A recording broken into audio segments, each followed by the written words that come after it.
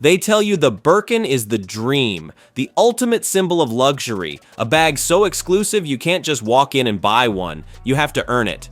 Spend thousands, become a customer, maybe you'll get the privilege of being offered one. Hand-stitched by master artisans in candlelit Parisian ateliers, a piece of history, a work of art. That's the story they sold us. But right now, that picture-perfect world is crumbling. Hermes, the titan of luxury, is in full-blown panic mode.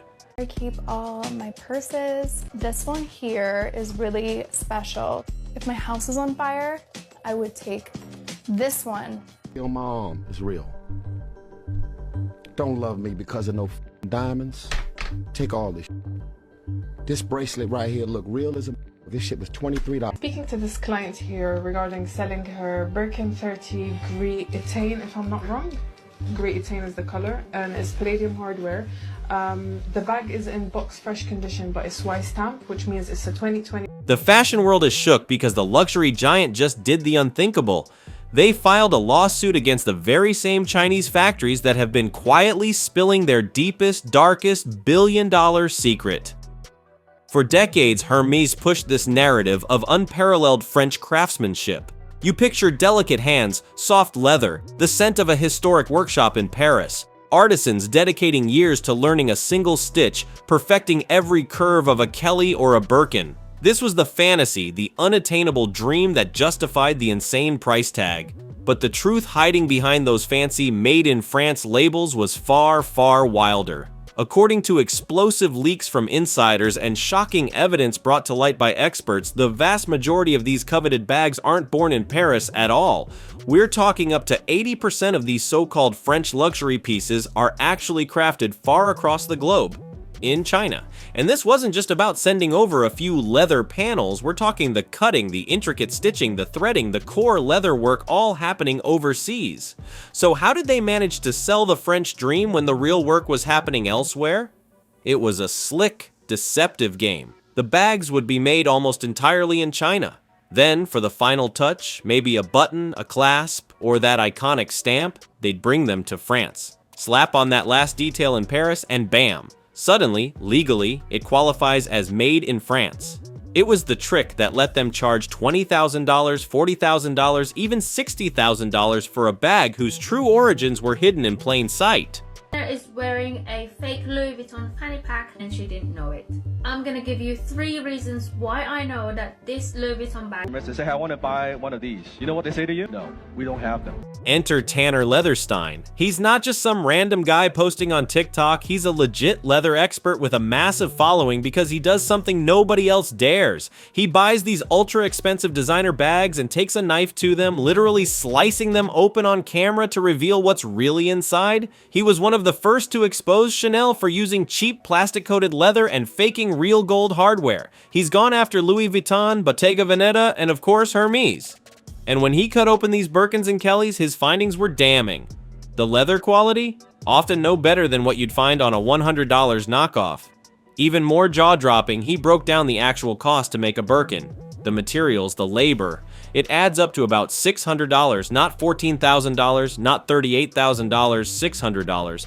And the leaks from the factories themselves back this up, naming specific facilities in places like Guangdong province that have been specializing in high-quality handbags for decades, producing a huge percentage of the world's luxury bags with excellent materials and skilled workers. The latest Hermes bag with me. This is my first bag I got this year. I usually get 1 bag a year and this is the one for this year. And I'm really excited about it. Meanwhile, the brands are laughing all the way to the... First of all, you have to be Hermes customers. You have to demonstrate that you like the brand. And then you can only buy... Now just imagine Hermes watching all this unfold. Their carefully constructed fantasy, the foundation of their billion-dollar empire, being sliced open and exposed to the world. The internet is buzzing, videos are going viral, receipts are dropping, their dirty secret is out, and the source, the very factories they relied on. These Chinese manufacturers weren't just making fakes, they were making the real bags, and now they were blowing the whistle, confirming that 80% of the work happened in China, with only final touches in France. So what does a multi-billion-dollar luxury house do when its biggest secret is exposed? Apologize? Come clean? Of course not. They went straight to legal warfare. Hermes is now suing these Chinese factories, not for intellectual property infringement in the way you might think, like making unauthorized copies, but allegedly for misusing intellectual property in a different sense and defamation. Think about that. They're basically crying because the factories told people the truth about where the bags were made. And here's the crazy part. These factories were often operating under legitimate contracts with luxury brands, legally producing the goods. Now that they've spoken out, Hermes is acting brand new, pretending they were never involved, like they just woke up and said, wait, who are these people making our bags? Let's just do some quick math because the numbers don't lie. Hermes pulled in over $15 billion last year. That's millions of bags sold. They claim it takes a single artisan 2 whole days, sometimes more, to make one Birkin or Kelly by hand. Where is the secret army of master French artisans? The math simply doesn't add up. It's looking less like exclusive craftsmanship and more like mass production with a very expensive marketing story attached. It's straight up fraudulent. And here's the even bigger shocker. This isn't just an Hermes problem. It's an industry-wide issue. Brands like Prada, Chanel, and Louis Vuitton are reportedly playing similar games, making the vast majority of their products, sometimes up to 98% in countries like China or Vietnam, then doing a final assembly or adding a zipper or button in Italy or France just so they can legally stamp that coveted Made in Italy or Made in France tag on it. It's a systematic con, a marketing illusion that people have fallen for because of the perceived prestige. As your daughter drawing on your $60,000 Birkin, am I right? Yeah. I couldn't even be mad at her because when I asked her, I was like, I wanted to see if she was gonna tell me the truth. I was like, Coach, did you draw on mommy's purse? Literally spent $60,000 on this purse. Look what my daughter did. Boots in China. And that is these boots right here. This is pretty much the UGG boot that like most Americans will have in their house. I was very pissed off when I found out the truth because I grew up in Southern California. I remember being in elementary school when I would only see 2 people in the entire school wearing UGG boots, and they were always the cool surfer kids. Now that more people are waking up to this reality, the fallout is hitting the market. Resale prices for these bags are starting to slide and slide fast. People who dropped $20,000, $30,000, even $60,000 on a bag they thought was a handcrafted piece of Parisian art are realizing it might have come from the same factory district as a $400 dupe. Tanner Leatherstein has shown bags claimed to be premium calfskin that are really just cheap coated leather. Collectors are sweating, buyers are furious. If the exclusivity is manufactured, the craftsmanship is questionable, and the real cost is tiny, what exactly were people paying for? Just the brand name, just the dream, just the illusion. The old lie Western luxury brands pushed was that made in China meant low quality, but that's completely outdated. Today, Chinese factories are world-class. They use top-tier materials, have incredibly skilled workers, and the best machinery. Many luxury items are made right alongside mid-range products, sometimes even knockoffs in these same facilities. The only real difference is the label stitched on at the very end. So, saying a bag is made in China doesn't automatically mean it's garbage. In some cases, the technical skill and efficiency might even surpass what's happening in a supposed European atelier. There are countless stories of people finding high-quality, unbranded goods factory extras that are identical in quality to the $1,000 versions, just missing the logo. Some have even claimed to get UGG boots directly from the same factory as the official ones for $5. Supply behind product. Bags are from Siton Handbag in Dongguan City, Guangdong Province. It's a factory specializing in handbags for 54 years, and it produces 80% of the world luxury bag. And that's with good leather and real metal hardware. Finishing touches on a Kelly, the most difficult bag to build. It starts with 30 distinct cuts of leather and can take 20 hours to complete, 4 hours for just the handle. There are no manuals or cheat sheets. Artisans rely on their training and muscle memory to make every bag. Western media has spent years brainwashing consumers into thinking China equals bad and Europe equals high class. But peel back the layers and it's often just clever marketing. These giant brands are often just private equity machines churning out overpriced goods for people who haven't dug deep enough to see past the hype.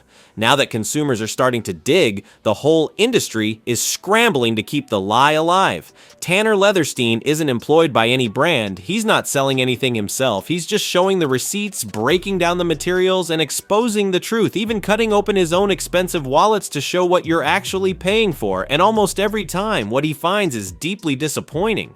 But these brands couldn't run this game without their biggest promoters, celebrities. Do you really think Cardi B, Kim K, Kylie Jenner are dropping their own millions on every Birkin or Chanel bag? Not always. A huge part of it is strategic placement. They're gifted bags or even paid just to be seen with them.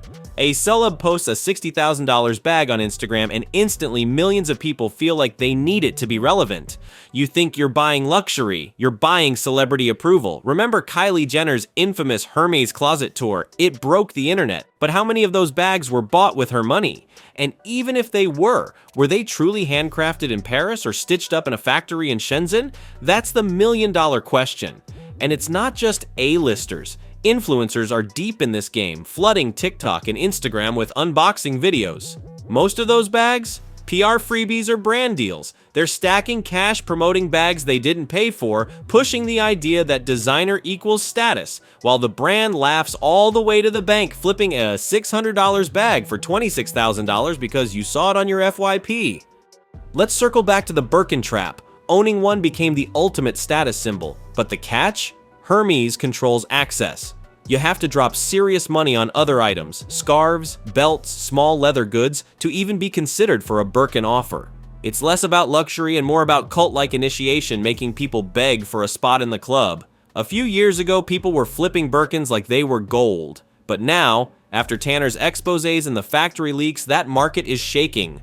Prices are dropping fast. If the exclusivity is a game, the craftsmanship is debated, and the bags come from the same places as high-quality dupes, why would anyone still pay full price?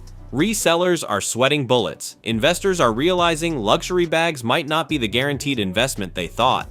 I even heard about a client trying to sell a near-perfect Birkin 30 from 2021, and even that bag is struggling in the current shaky market. It gets crazier. Some insiders claim celebs and influencers are actually rocking fakes, but still tagging the real brand to maintain their image and clout. It's all about the illusion. The system is rewarding the fake it till you make it approach over actual authenticity.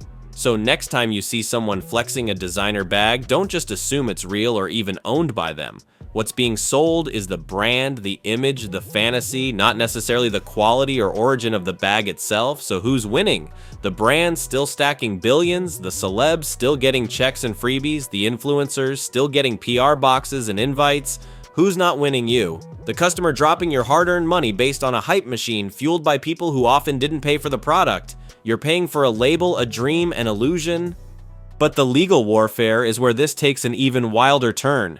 Hermes isn't just panicking internally, they're allegedly going after multiple Chinese manufacturers who dared to speak the truth, filing lawsuits, claiming defamation, anything to silence the sources that confirmed their secret, and the timing is awful for them. With global trade shifting and countries like the US implementing tariffs that force companies to be more transparent about their supply chains, brands relying on hidden overseas production are getting caught. When most of your alleged French craftsmanship is actually stitched in Shenzhen, you've got a massive problem. This whole exposé cracks open something much bigger. Luxury today isn't just about physical quality, it's about perception, storytelling, and a manufactured illusion of exclusivity and heritage. When that illusion is shattered, the entire foundation of the empire starts to crumble. Hermes isn't just trying to save face, they're fighting for survival. Because if the truth about where their bags are made becomes common knowledge, people won't just question Hermes, they'll start looking sideways at Louis Vuitton, Prada, Chanel, all of them. And the minute made in France or made in Italy loses its magic, its perceived value, that's when the whole game changes. Right now, Hermes is scrambling, pointing fingers, suing the messengers, trying desperately to put the genie back in the bottle. They even put out a video trying to show their own factory production, clearly a response to the leaks, but it might be way too late. The internet remembers everything. So now that you know the real deal, are you still going to drop $20,000 on a bag that might have been made in the same facility that packed your latest Amazon order, or crafted right alongside a high-quality dupe you could buy for a fraction of the cost? Think about it. Are you buying real quality or just buying into the illusion? Hit that like button if this made you rethink luxury. Subscribe for more deep dives into the fashion world's dirty secrets, and drop a comment below. Would you still buy an Hermes bag if the tag honestly said made in China? The rabbit hole goes way deeper, and trust me, the next video is going to be just as wild. See you there.